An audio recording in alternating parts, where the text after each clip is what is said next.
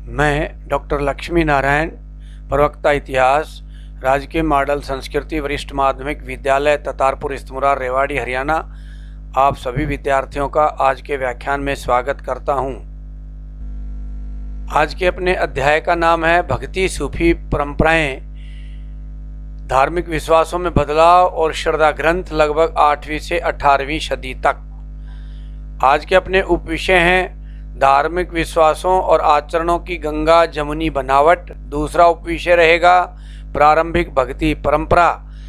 तीसरा कर्नाटक की वीर शैव परंपरा और चौथा उपविषय है आज का भक्ति आंदोलन के उदय के कारण।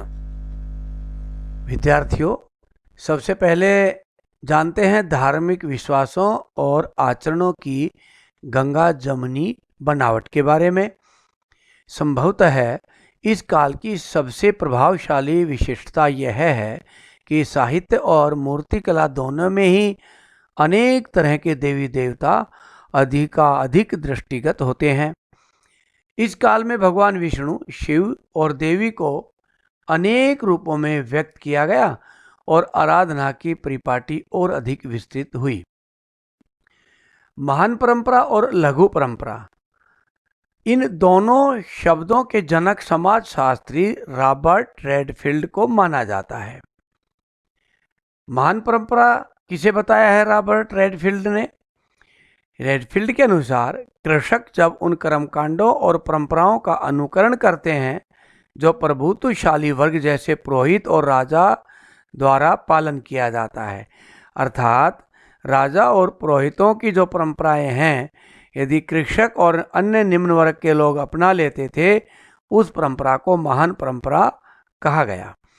ब्राह्मणों ने ब्राह्मणीय विचारधारा का प्रचार, पौराणिक ग्रंथों की रचना सरल संस्कृत छंदों में की, जिसको वैदिक विद्या से विहीन शूद्र और स्त्री दोनों ग्रहण कर सकते थे।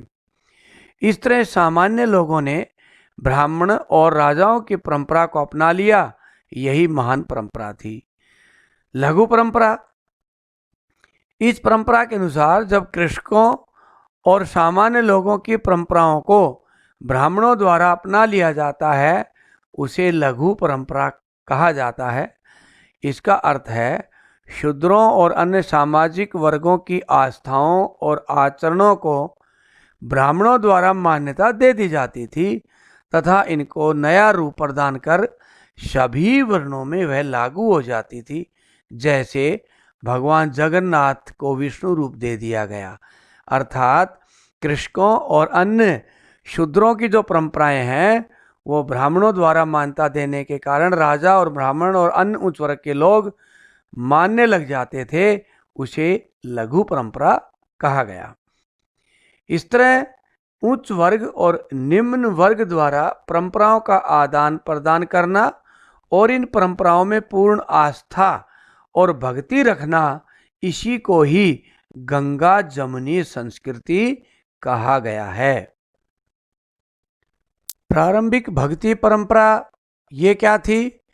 वैदिक धर्म में जीवन के 4 उद्देश्य अर्थात पुरुषार्थ, धर्म, अर्थ, काम और मोक्ष बताए गए हैं। इन उद्देश्यों में सर्वाधिक महत्वपूर्ण मोक्ष को माना जाता है। मोक्ष प्राप्त करने के 3 मार्ग ज्ञान, कर्म और भक्ति को बताया गया है। इन मार्गों में जन सामान्य में सर्वाधिक लोकप्रिय भक्ति मार्ग रहा। मध्यकाल में इसे भक्ति आंदोलन के नाम से जाना गया है। भक्ति में अपने इष्ट देव की आराधना प्रेम व तल्लीनता से करना, इसे भक्ति कहा गया है। तरह तरह की रचनाओं को गा गा करके अपने इष्ट देव के प्रति श्रद्धा व्यक्त करते थे। इस तरह के भक्ति भाव शैव और वैष्णव दोनों संप्रदायों में थे। दक्षिण भारत में शैव और वैष्णव को नैनार और अलवार कहा गया है। सगुण और निर्गुण भक्ति क्या होती है? शिव, विष्णु व उसके अवतारों और देवियों की मूर्ति की पूजा सगुण भक्ति कहलाती है, जबकि अमूर्त व निराकार ईश्वर की पूजा निर्गुण भक्ति कहलाती है। अलवार और नैनार क्या होते हैं? नैनार तमिलनाडु क्षेत्र में शिव भक्तों को नैनार कहा जाता है। अलवार भगवान विष्णु और उसके 10 अवतारों की पूजा करने वालों को अलवार कहा जाता है। अलवार तथा नैनार संत घूमते रहते थे। इन्होंने शिव व विष्णु के बड़े बड़े मंदिरों का निर्माण करवाया, जो आज भी तीर्थ स्थलों के रूप में पूजनीय हैं। जाति प्रथा के बारे में अलवार व नैनार संतों का दृष्टिकोण कैसा था, देखते हैं। जाति प्रथा व उसकी बुराइयों का अलवार और नैनार संतों ने विरोध किया। ब्राह्मणों की प्रभुता को भी अस्वीकारा। सभी को ईश्वर की संतान घोषित किया। अलवार व नैनार संत अस्पृश्यों, शूद्रों समेत सभी जातियों से थे। अलवार व नैनार संतों की रचनाओं को वेदों की तरह सम्मान दिया गया। नलिरा दिव्य प्रबंधम को तमिल वेद के रूप में मान्यता दी गई। अर्थात अलवार और नैनार दोनों संतों ने जाति प्रथा का विरोध किया और ब्राह्मणों की सत्ता को अस्वीकारा और शूद्रों से भी संत निकले। अलवार नैनार परंपरा में महिला संतों का भी बहुत योगदान है। इन दोनों परंपराओं में महिला संत भी हुई हैं। अंडाल नामक अलवार स्त्री के भक्ति गीत आज भी दक्षिण भारत में बहुत लोकप्रिय हैं। वहीं नैनार परंपरा में क्राइकाल अम्मियार स्त्री संत ने कठोर तपस्या की। इसकी रचनाएं आज भी सुरक्षित हैं। इसने पितृसत्तात्मक व्यवस्था को खुली चुनौती दी थी। तो इस तरह अलवार नैनार परंपरा में महिला संत भी हुई हैं। विभिन्न संप्रदायों का राज्य या राजा के साथ कैसे संबंध थे? प्रथम सहस्त्राब्दी ईस्वी में तमिल क्षेत्र में अनेक सरदारियां थी, यानी कि छोटे छोटे रजवाड़े थे। इनमें चेर, चोल, पल्लव, पांड्य मुख्य थे।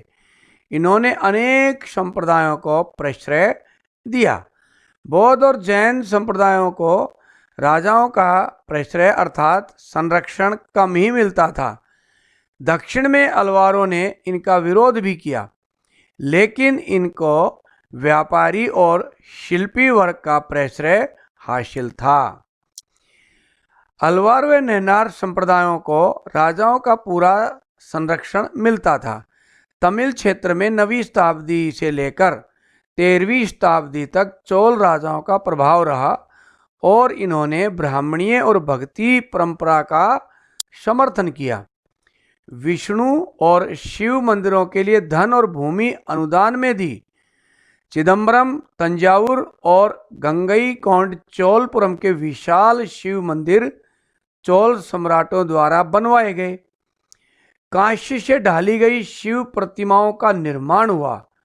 पत्थरों और धातुओं से निर्मित मूर्तियों से सुसज्जित मंदिरों का निर्माण इस काल में खूब हुआ, जो शिल्पकारों के लिए एक प्रेरणा था। शिल्पकारों ने संतों द्वारा रचित गीतों को मूर्त रूप प्रदान किया। अर्थात जो वो गीत गाते थे, जैसी कल्पना वो प्रभु की अपने गीतों में करते थे, शिल्पकार वैसी ही मूर्ति बना देते थे। उनकी कल्पना को वो मूर्ति रूप देते थे। भजनों का संकलन, सम्राटों ने उस समय के शैव भजनों का संकलन एक ग्रंथ तौरम के रूप में करवाया, जिसमें संत कवि अपार सबंदर और सुंदरार की कविताएं थी। 945 ईस्वी में चोल राजा प्रांतक प्रथम ने संत कवि अपार समंदर और सुंदरार की धातु प्रतिमाएं एक शिव मंदिर में स्थापित करवाई। इन मूर्तियों का एक उत्सव में एक जलूस में निकाले जाने की परंपरा आरंभ की गई। वहीं 10वीं शताब्दी में अलवार रचना का एक ग्रंथ नलियरा दिव्य प्रबंधम अर्थात 4000 पावन रचनाएं तैयार हुआ, जिसे पंचम वेद भी कहा गया। विद्यार्थियों, ये उस समय की कांसे की निर्मित नटराज की मूर्तियां हैं। जैसा कि हमने अभी पढ़ा कि उस समय कांसे की मूर्तियां बनने लगी थी। विद्यार्थियों, ये तंजौर में बृहदेश्वर मंदिर का चित्र है। ये उस समय चोल राजा राजराज प्रथम द्वारा बनवाया गया था। विद्यार्थियों, यह भी चोलों द्वारा निर्मित गंगई कोंड चोलपुरम मंदिर है। ये मंदिर का गोपुरम यानी कि मुख्य द्वार है और सामने मंदिर दिखाई दे रहा है। ये मंदिर का शिखर, ये विशाल मंदिर भी चोल राजाओं के द्वारा बनवाया गया था। तमिलनाडु में स्थित यह चिदम्बरम मंदिर है। चिदम्बरम मंदिर का यह विशालकाय गोपुरम है। कितना सुंदर बनाया गया है।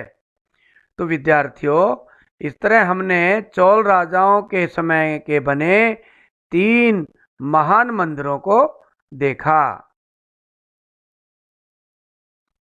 विद्यार्थियों, अब पढ़ते हैं कर्नाटक की वीर शैव परंपरा के बारे में। 12वीं शताब्दी में कर्नाटक में एक नवीन आंदोलन का उद्भव हुआ, जिसका नेतृत्व बासवन्ना नामक एक ब्राह्मण ने किया। बासवन्ना कलाचुरी राजा के दरबार में मंत्री थे। इसके अनुयायी वीर शैव, जिसका अर्थ होता है शिव के वीर, व लिंगायत, लिंग धारण करने वाले कहलाए, क्योंकि ये शिव की पूजा लिंग रूप में करते थे। लिंगायत समुदाय के पुरुष अपने बाएं कंधे पर चांदी के एक पिटारे में लघु लिंग को धारण करते थे। इन्हें जंगम अथवा यायावर भिक्षु भी कहा जाता है। लिंगायतों के विश्वास और नियम क्या हैं?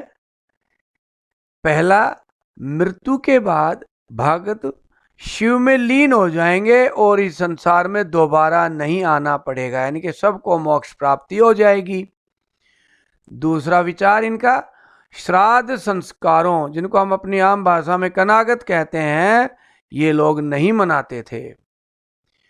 मृतकों को विधि पूर्वक दफनाते थे, यानी कि शव को जलाते नहीं है।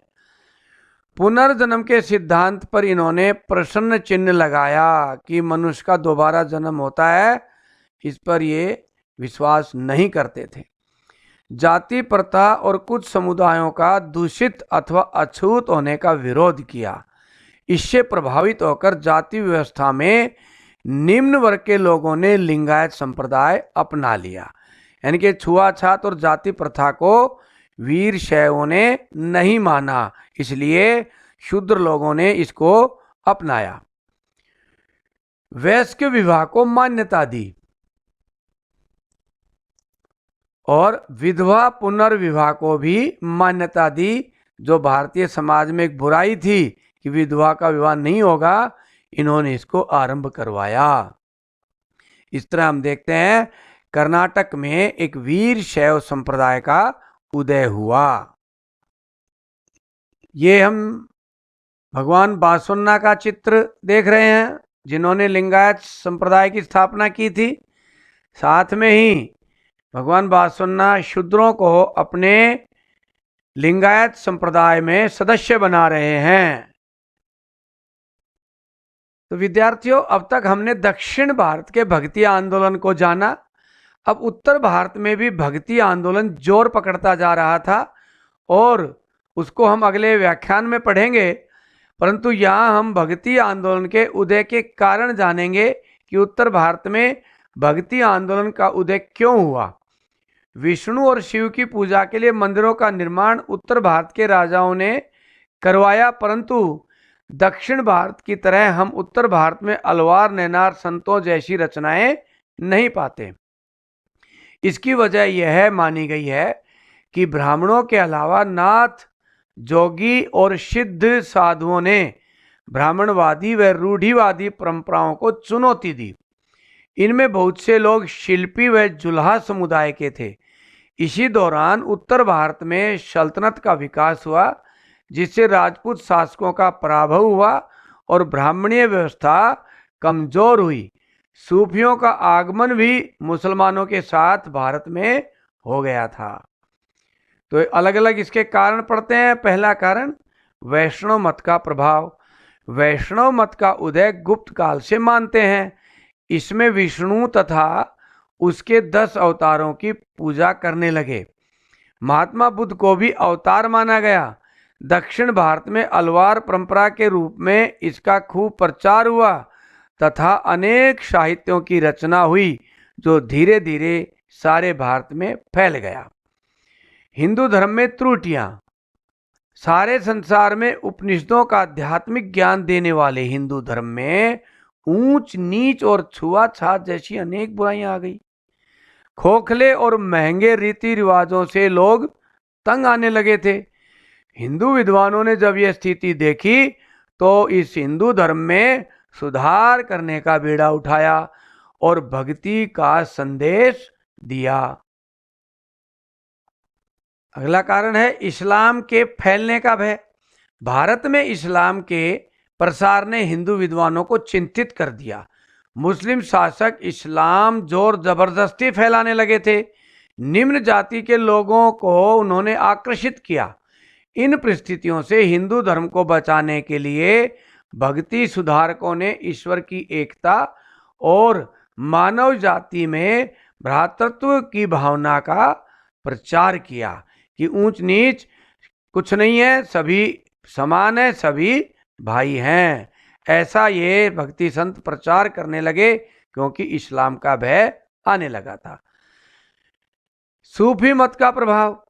मुसलमानों में मुस्लिम धर्म की बुराइयों को दूर करने के लिए सूफी मत चला था, परंतु इसने हिंदू परंपराओं को अपनाते हुए हिंदुओं को मुस्लिम धर्म की ओर आकर्षित करना शुरू कर दिया, जिससे हिंदू विद्वान चिंतित हो गए और उन्होंने भी भक्ति के द्वारा हिंदुओं में चेतना का अभियान चलाया।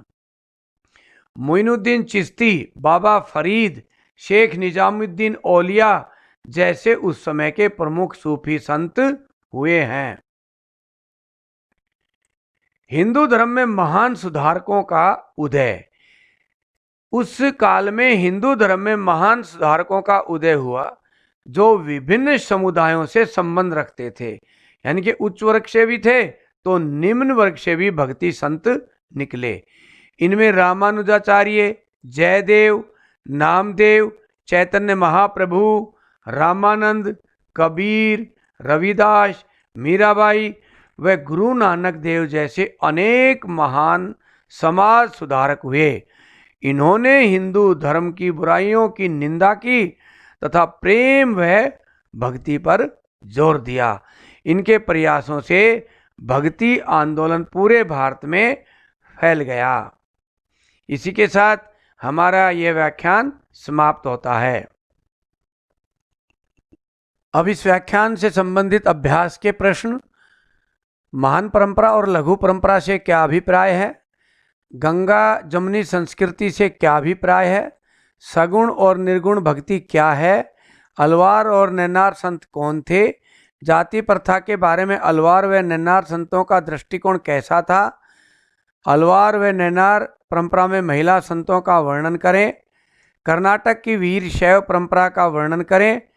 भक्ति आंदोलन के उदय के क्या कारण थे? इन सभी प्रश्नों के उत्तर आप अपनी नोटबुक में लिखें। इसी के साथ हमारा व्याख्यान समाप्त होता है। आप सभी का बहुत बहुत धन्यवाद।